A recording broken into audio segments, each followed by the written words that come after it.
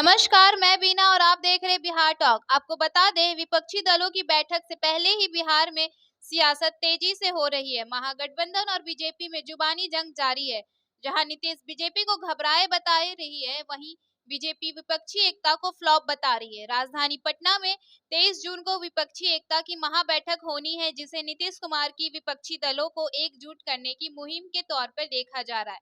इस महाजुटान में Congress, TMC, Samajwadi party, national Congress, DMK समेत अन्य दलों के शीर्ष नेता शामिल होंगे। लेकिन इससे पहले ही बिहार में सियासी पारा हाई है। महागठबंधन और बीजेपी के बीच जुबानी जंग तेज हो गई है। दोनों के बीच आरोप प्रत्यारोप का दौर जारी है। बीजेपी ने नीतीश कुमार पर सियासी हमले तेज कर दिए।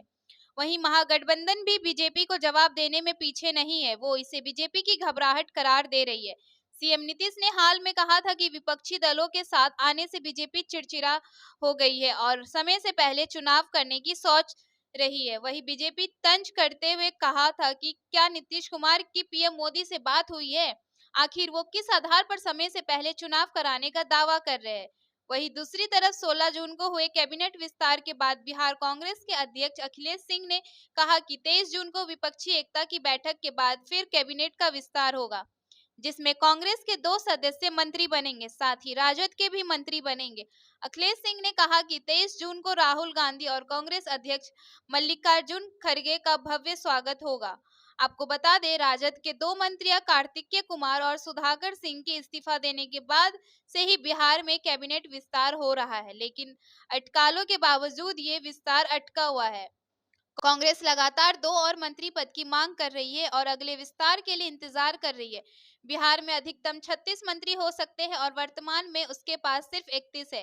कांग्रेस के पास नीतीश मंत्रिमंडल में सिर्फ 2 मंत्री अशफाक आलम और मुरारी गौतम है और वो 2 और की मांग कर रही है। लेकिन मुख्यमंत्री नीतीश कुमार के भाजपा से नाता तोड़ा और नई सरकार बनाने के बाद भी कैबिनेट विस्तार रुका हुआ है। बिहार बीजेपी अध्यक्ष सम्राट चौधरी ने महागठबंधन पर निशाना साधते हुए कहा है कि अब नीतीश कुमार कठपुतली बने हुए हैं। कैबिनेट विस्तार का अधिकार मुख्यमंत्री के पास होता है।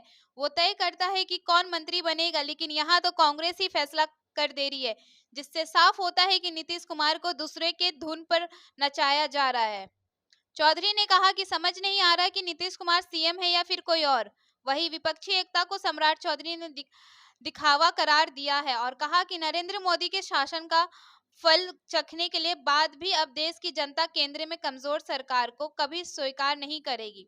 विपक्षी दलों की अपनी अपनी महाकांक्षा है। वो चमत्कार का इंतजार कर रहे हैं जो कभी नहीं होगा।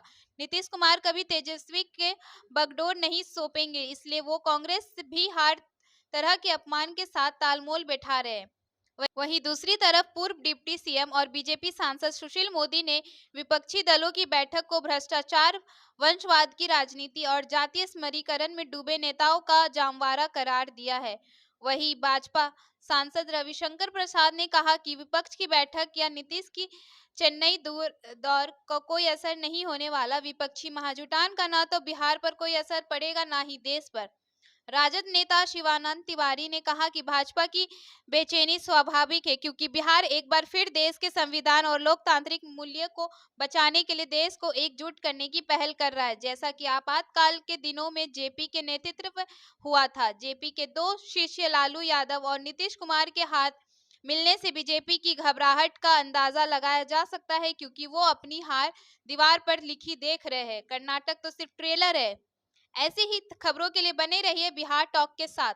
ऐसी ही खबरों के लिए जुड़े रहिए बिहार टॉक से। यूट्यूब पर लाइक और सब्सक्राइब करें, बेल आइकन जरूर दबाएं। फेसबुक, ट्विटर और इंस्टा पर फॉलो करें। धन्यवाद।